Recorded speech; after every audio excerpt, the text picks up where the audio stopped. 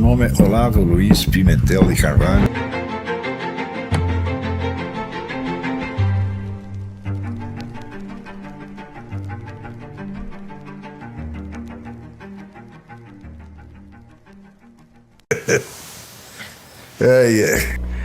Eu mesmo fiz um diagnóstico um tempo atrás do marxismo como cultura.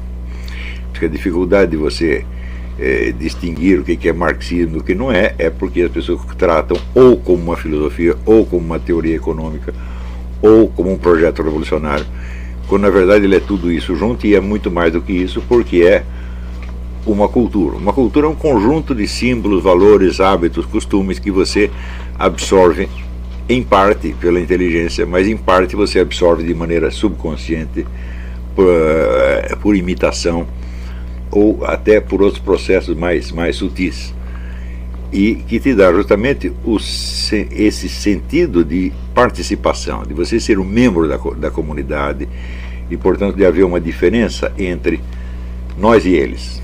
Então, nosso grupo, lá estão eles, né? Então, sem isto, seria impossível essa constelação de emoções que nós vemos esse pessoal revolucionário exibir, de ter horror aos outros, né? E ao mesmo tempo acusá-los de discurso de ódio. Quer dizer, você está dizendo, não, nós temos que matar todos os burgueses, daí o burguês fala, você diz, isso é discurso de ódio. Isso é o tempo todo. É uma conduta aparentemente irracional, mas nos parece irracional porque nós estamos julgando essas pessoas como se estivéssemos da mesma cultura que eles, e não estamos. Nós estamos tão distantes do pessoal revolucionário como estamos distantes de uma tribo de índios. Quer dizer, eles têm códigos que só são acessíveis a eles e que para nós não, para eles fazem sentido, né? E a principal característica desta comunidade é que, primeiro, só o movimento revolucionário é ativo na sociedade contemporânea desde mais de 100 anos. Você não tem uma outra política que esteja buscando tão intensamente tomar o poder, modificar a sociedade, etc, etc. Nem mesmo uma política de reação a isso você observa. Reações existem, reações locais, pontuais, mas o movimento revolucionário é mundial, ele se espalha para tudo quanto é lado, embora tomando feições diferentes aqui e ali.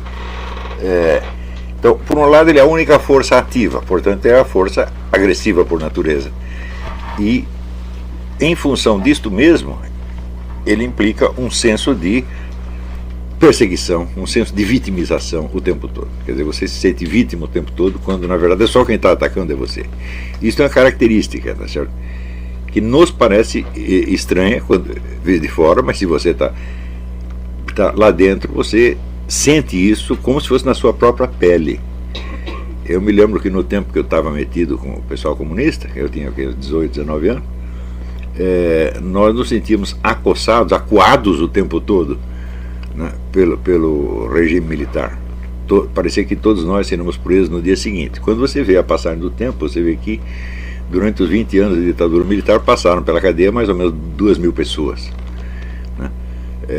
E que, portanto, a possibilidade de você ser preso ali era mínima. E se fosse preso não acontecia nada. Eu, por exemplo, uma vez fui não preso, fui detido temporariamente, interrogado durante 6 horas, mandaram para casa e acabou. Então nós vivenciamos o risco como se fosse muito maior e muito mais horroroso. Nós nos sentíamos como se estivesse no inferno de Dante. E o resto da população achava aquela sociedade muito tranquila, todo mundo se sentia seguro, não havia problema, não tinha criminalidade, não tinha banditismo. Então aquele grupo em particular vivia como se estivesse numa outra sociedade. E nós tínhamos a impressão de que o país inteiro não sabia o que estava se passando. E de fato não sabia, só que estava se passando só conosco. Então era uma fração mínima, né, que julgava o restante da população pela ignorância do que se passava conosco, como se o que se passasse conosco fosse a coisa mais importante do mundo. Quer dizer, nós éramos, vamos dizer, nos considerávamos a facção mais evoluída da sociedade. Então acreditava que todo mundo tinha obrigação de saber o que estava se passando conosco, né? Por outro lado, também o fato de que o pessoal da esquerda revolucionária tivesse uma atividade agressiva, matasse pessoas, assaltasse bancos, etc, etc, e que houvesse um revide, isso realmente nos chocava. Parecia natural que nós pudéssemos fazer tudo aquilo e que ninguém reclamar. Este sentimento as pessoas têm até hoje. Quer dizer, o sentimento de que você está no direito, está no certo, e de que é impossível você julgar o outro pelo mesmo padrão que está julgando você. Há uma diferença qualitativa absolutamente intransponível. Como diz Che Guevara, nós somos a melhor parte da humanidade.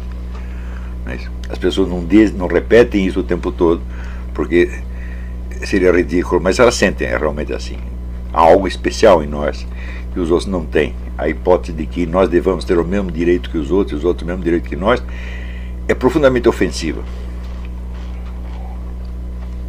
Então existe lá, às vezes isso é exposto em termos de, sei lá, moral burguesa, lei burguesa e a nossa lei ou moral revolucionária. Às vezes é exposto assim, mas em geral é uma emoção sem palavras, onde você sente que a sua comunidade é especial. Inclusive você tem com os outros membros da coisa uma relação muito afetiva.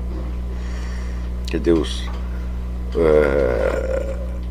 companheiros, eles de fato eles se amam uns aos outros. E claro que tem conflitos, tem sacanagem, tem tudo, mas de modo geral há um senso de solidariedade muito profundo que, claro, que se agrava quando a situação fica pior.